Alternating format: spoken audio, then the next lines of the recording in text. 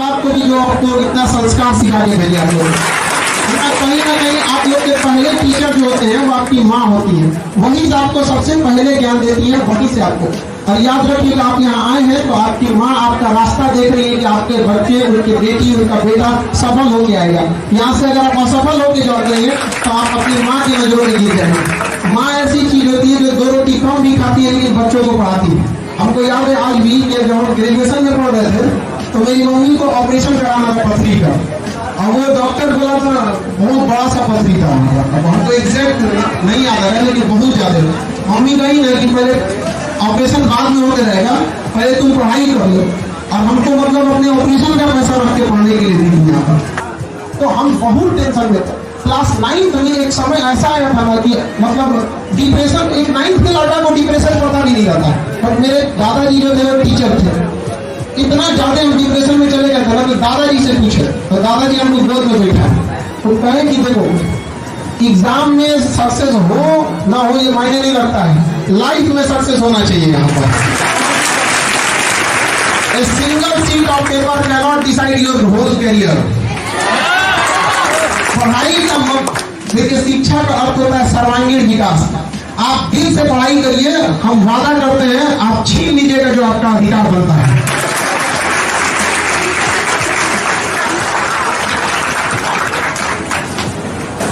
इसके बाद हमारे डीआईजी सर को सम्मानित करेंगे। हमारे डीआईजी कॉलेज सर के लिए जोरदार ताली। एक बार प्रोजेक्टर सर के लिए जोरदार ताली।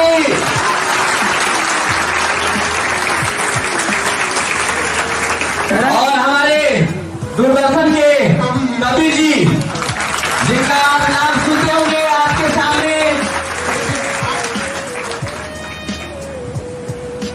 सर बहुत बड़े मोटिवेशन हम सबके लिए। आपको पता होना चाहिए, आपको बता दें आपकी जानकारी के लिए, सर दिव्यांग होने के बावजूद पैर से सर को चलने में बहुत दिक्कत होता है। वहाँ पे हम सब क्या कहें, सर का आर्टिफिशियल पैर है और 5वें तल्ले पे चल गए। हम कहेंगे विद्यार्थी तो इनका क्या करना था पता है? इनका कहना था कि हम सर के बल चल चलेंगे, पैर तो अभी है हमारे पास। ये जज्बा, इस जुनून के लिए हम सबको बहुत बहुत आभारी हैं। जोरदार तालियों के साथ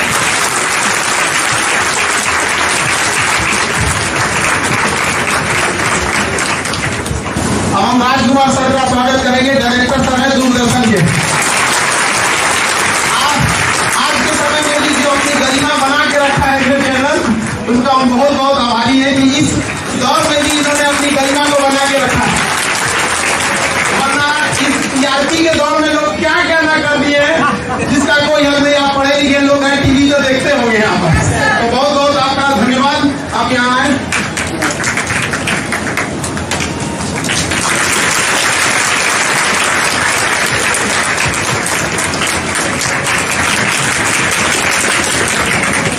किसी को अपने के लिए समय नहीं रह गया। आज का समाज ऐसा हो गया है कि जनसंख्या डेली बढ़ रही है लेकिन दूरियां भी उसी के साथ बढ़ते जा रही है।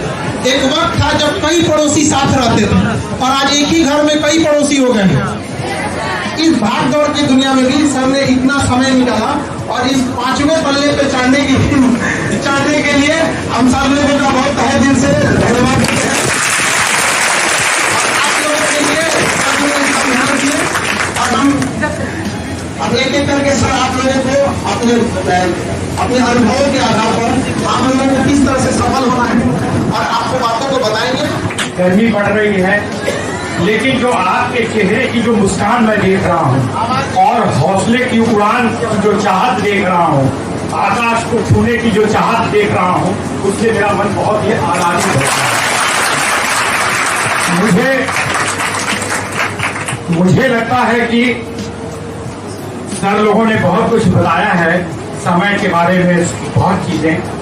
कम समय में मैं आपको एक दो चीजें बताना चाहूंगा अपने बारे में भी कि कैसे एक संगीत का कलाकार जो पूरा वर्ल्ड घुमा कम उम्र में और लेनिनग्राड, ताशकंद, रीवा, तमाम जर्मनी, जापान और 50,000 लोगों के बीच में संगीत का परफॉर्मेंस देकर और ताली की गूंज इस कान में गूंजी वो व्यक्ति अपने माता पिता, अपने गुरु का मान बढ़ाने के लिए अपने उस लिंग को बदल दिया। ये मैं बताऊंगा, लेकिन बच्चों आप लोगों से एक चीज मैं पूछना चाहूंगा कि आप लोग मेला में या भीड़ में जरूर गए होंगे, गए हैं ना? तो आपने एक चीज का ध्यान रखा होगा कि या तो आपके मम्मी पापा या गार्जियन आपका हाथ पकड़ के रखे होंगे, या आप अपने लिए होंगे कि मेरी उंगली पकड़ के रखो। या तो माता पिता पकड़े होंगे या आप उनका हाथ को जोड़ते। इसका कारण क्या था?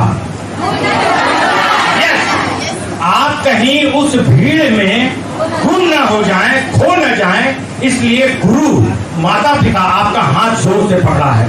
इसलिए मैं खान साहब को मैं बहुत ही तहे दिल से इनका मैं शुक्रिया अदा करूंगा कि ये एक ऐसे माता पिता से भी बढ़ के गुरु हैं जो अपने बच्चों का हाथ जोर से पकड़े हुए हैं कि वो करता हूं और जोरदार तालियां बजाइए।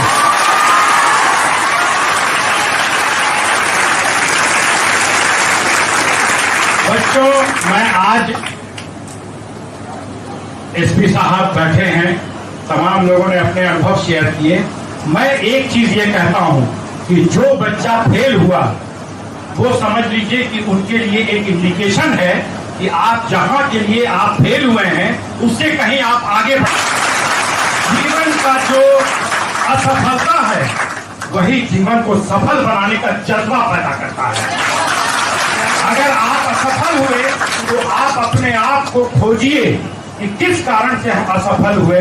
क्या हमने अपने समय को सही ढंग से उसका सर्किल का निर्णय किया कि नहीं, पढ़ाई पर कंसंट्रेशन किया कि नहीं, सही चीजों को ध्यान से अपने गुरु की बातों को सुना कि नहीं। और जब उस चीज को आप खोज लेंगे तो मुझे लगता है कि अगर आप डीएसपी बनना चाहते हैं या एनडीए बनना चाहते हैं या कुछ भी, तो उससे भी आप आगे बढ़ेंगे।